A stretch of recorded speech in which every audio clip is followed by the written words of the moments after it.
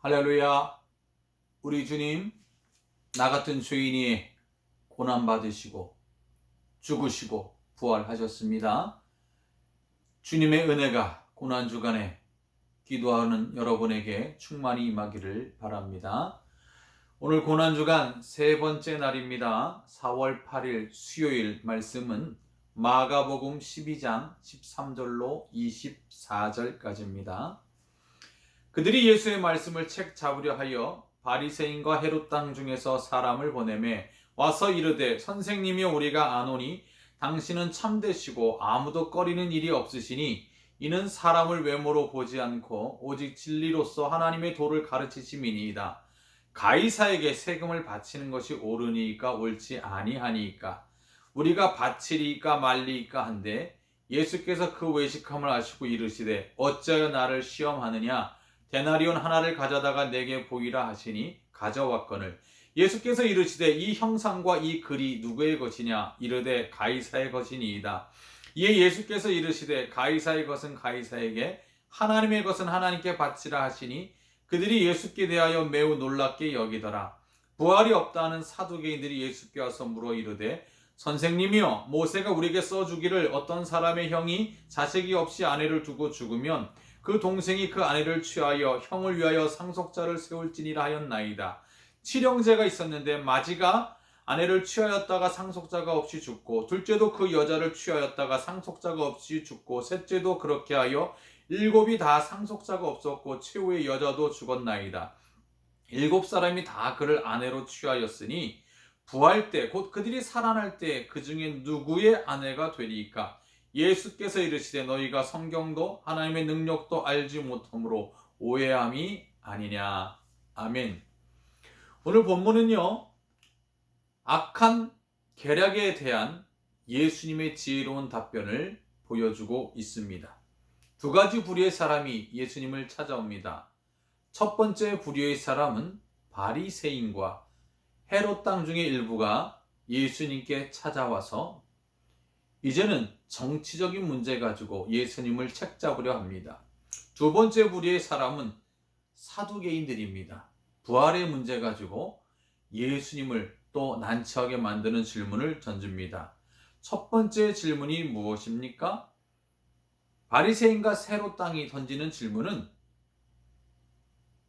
로마 황제인 가이사에게 세금을 바치는 것이 옳으냐 옳지 아니하냐 이것 가지고 질문을 던집니다. 이제까지 바리새인들은요, 종교적인 문제 가지고 율법의 문제 가지고 예수님을 책잡으려 했지만 예수님은 하나님의 권위 있는 말씀 가지고 그들의 잘못된 가치관과 성경에 대한 오해를 바로 잡아 나가셨습니다. 종교적인 문제로 더 이상 예수님을 척잡을 수 없으니까 이제 정치적인 문제 가지고 예수님을 올가미에 가두려고 하는 것이죠. 그것이 뭐예요? 세금 문제였습니다. 당시 유대인은 로마의 식민지였기 때문에 그들에게 납세하는 것은 당연한 문제였습니다.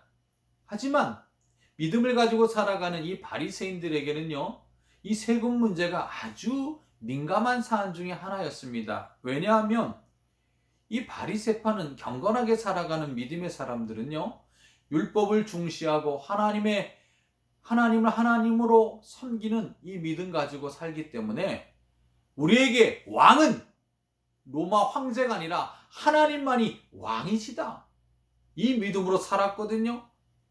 그런데 세금 문제, 이 문제는 세금을 바치자니 하나님을 왕으로 인정하지 않는 꼴이 되고 세금을 내자니 내도 문제고 안 내면 또 헤롯 땅들은 뭐예요? 바리새파 사람은 반로마주의 성향이 있다고 한다면 헤롯 땅은 로마의 앞잡이와 같은 역할을 합니다. 친로마 성향을 갖고 있습니다. 로마의 정치적 시녀 같은 역할을 하는 자들이죠.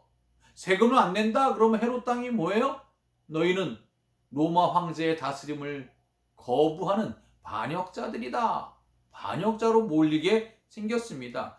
생각해 보면 이 바리새파 사람과 헤롯 땅 사람은요, 반로마와 친로마의 정치적 성향을 가진 이 둘은 하나가 될 수 없죠. 그런데 예수님을 잡아 죽이려는 데 있어서는 하나가 됩니다. 참 아이러니하지 않습니까? 그들의 교활함을 잘 볼 수 있는 장면입니다. 그런데 예수님은 참 지혜롭게 답하시죠. 예수님의 답변이 무엇일까요? 17절에 보니까 가이사의 것은 가이사에게, 하나님의 것은 하나님께 드려라 말씀하십니다. 쉽게 이해하면 가가 하하 아닙니까? 로마 황제에게 드릴 건 로마 황제에 드려라. 하지만 하나님의 것은 하나님께 드려라. 참 지혜로운 답변을 하십니다. 그러니 이 세상 나라, 그 당시 로마 제국 또한 하나님의 섭리 가운데 하나님의 통치하에 있는 그런 이 땅에 하나님의 뜻을 이루어갈 도구인 것을 말씀하시는 것입니다. 납세의 의무를 이행하라라는 말씀은 이 통치자는 하나님의 뜻대로 이 세상에 하나님의 공의를 대행할 대리자에 불과한 것이죠. 때로는 하나님의 뜻, 하나님의 공의를 실현하지 않는다면 그때는 그리스도인들은 정말 이 땅에 하나님의 나라가 임하도록 기도하고 또 바른 방법을 찾아 나가야 하는 것입니다. 국가의 권세에 순복하되 우리 믿음의 사람은 나는 하나님이 나의 유일한 왕이시고 하나님의 백성이고 하나님의 통치가 이 땅에 이루어질 것을 기도하며 임하며 살 것을 늘 기대하는 마음으로 살아야 하는 하나님의 자녀인 것입니다. 그래서 우리 주님은 국가의 의무와 하나님께 대한 의무는 별개의 것이 아니다라고 말씀하신 거예요. 그렇잖아요. 우리가 그렇잖아요. 우리 영적인 신분이 그렇잖아요. 우리가 이 세상에 속한 국민이자 시민이자 또한 하늘나라에 속한 하늘의 시민권자 아닙니까? 이 둘을 분리할 수가 없죠. 우리가 이 세상에 존재하는, 이 세상에 살아가는 한 대한민국 국민이자 하늘의 시민권자 아닙니까? 천국 백성 아닙니까? 이 둘은 분리할 수 없습니다. 별개의 것이 아닙니다. 따라서 우리 믿음의 사람은 이 나라를 통해 이 땅의 정치자를 통해서 하나님의 뜻 이루어져야 되고 하나님의 공의가 실현돼야 되고 하나님의 나라가 이 땅에 계속해서 확장되도록 힘써야 될 사람이 바로 우리 믿음의 사람인 것입니다. 이 나라에 대한 국민으로서 해야 될 의무를 감당하되 궁극적으로 영원한 하나님의 나라, 그 나라가 이 나라를 통해 임하도록 기도하고 힘써야 될 존재가 바로 우리 그리스도인인 것을 우린 잊지 말아야 합니다. 사랑하는 성도 여러분, 여러분은 하늘에 속한 하나님의 백성이자 대한민국 국민임을 기억하셔서 이 나라 이 민족을 통해 하나님께 영광이 되고 하나님의 뜻이 이 땅에 이루어지길 힘써야 하는 것입니다. 여러분, 이제 4.15 선거가 얼마 남지 않았습니다. 이제 약 일주일 앞으로 다가왔는데요. 저희 집에도 이 선거인 명부가 도착했습니다. 저와 아내와 또 성인이 된 큰딸 이 3명 투표할 수 있는 그 번호와 이름이 왔더라고요. 얼마나 많은 사람이 정말 그 자기를 PR하려고 얼마나 두껍게 이렇게 나와 있어요. 저도 고민돼요. 누가 정말 하나님의 뜻에 합한 것인가? 제 딸이 묻습니다. 아빠 누구 뽑아야 돼요? 뭐라고 답해줄 게 없어요. 그러나 오늘 본문 말씀에 근거해 답해줄 수 있는 것은 하나님을 두려워하는 자, 하나님의 뜻을 대신해서 대리자로서 이 땅에 하나님의 공의를 실현할 하나님의 사람이 뽑히도록 기도하고 여러분이 하나하나 그들의 공약과 가치관을 잘 보셔서 누가 하나님의 뜻을 이 땅에 이룰 것인가 잘 기도하고 바른 선택을 하셔야 그들을 통해 하나님의 뜻이 이루어져야 할 것입니다. 그런 여러분이 될 수 있기를 바랍니다. 또 하나 어려운 질문이 무엇입니까? 부활의 문제를 제기하는 사두개파입니다. 이 사두개인들은요, 내세를 인정하지 않습니다. 천사의 존재, 영의 존재, 그리고 부활조차도 인정하지 않습니다. 그러니 형사 취수제의 그 난제를 가지고 예수님을 공격합니다. 참 이상하지 않아요? 부활이 없다는 자들이 이 부활 문제 가지고 예수님을 책잡으려고 합니다. 여러분, 부활이 있습니까? 없습니까? 있지요. 당연히 있지요. 성경에 있잖아요. 하나님은 아브라함의 하나님, 이삭의 하나님, 야곱의 하나님이죠. 그들은 죽었으나 그들의 영은 살아서 언제나 우리 믿음의 조상이 되고, 정말 그들의 믿음은 살아있는 믿음으로 우리에게 전달되지 않습니까? 그리고 예수님 자신이 죽으셨다 부활하신 부활의 첫 열매가 되지 않았습니까? 우리도 예수 믿으면 죽어도 다시 사는 줄 믿습니다. 부활의 열매에 동참하는 줄 믿습니다. 그리고 아브라함 자기 아들 이삭을 제물로 바칠 때 어떤 마음 가졌어요? 히브리서 11장 19절에 하나님이 능히 죽은 자 가운데서 다시 살리실 줄로 생각한지라. 아브라함의 믿음이 부활의 믿음이었던 것을 히브리서 기자가 증거하지 않습니까? 부활 있습니다. 분명히 있습니다. 왜 그런데 사두개인들은 이런 어려운 문제 가지고 예수님을 곤란에 빠지게 했을까요? 성경도 하나님의 능력도 알지 못하기 때문이다. 예수님 말씀하셨어요. 그렇습니다. 여러분, 우리의 믿음은 어디에 근거한 믿음입니까? 하나님의 계시의 말씀인 성경과 모든 것을 다 다스리신 하나님의 능력, 하나님의 신성, 그것을 믿고 살아가는 것이 우리 그리스도인인 것입니다. 자기 생각, 자기 가치관, 이걸 뭐라 그래요? 개똥철학이라 그러죠.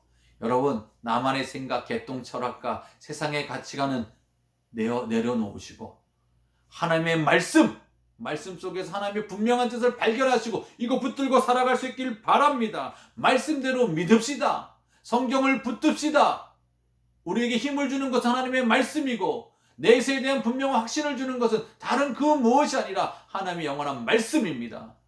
오늘도 생명이요 부활이요 내가 이 땅에 살아가는 분명한 목적을 알려주는 하나님의 말씀 붙들고 고난주간에도 정말 주의 뜻을 이루며 살아가는 복된 성도들 다 되시기를 우리 주님의 이름으로 축원을 드립니다. 축원을 드립니다.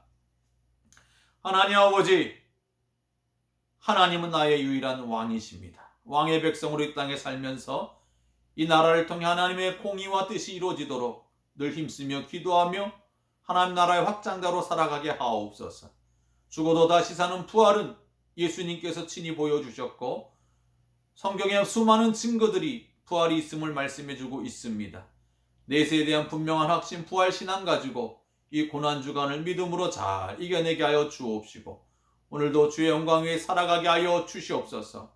지금도 질병으로 고통 중에 있는 환우들을 불쌍히 여기시사 주의 능력으로 고쳐 주옵시고 코로나19로 어려움에 처한 우리 성도들 어디 있든지 주여 저들 붙잡아 주옵소서.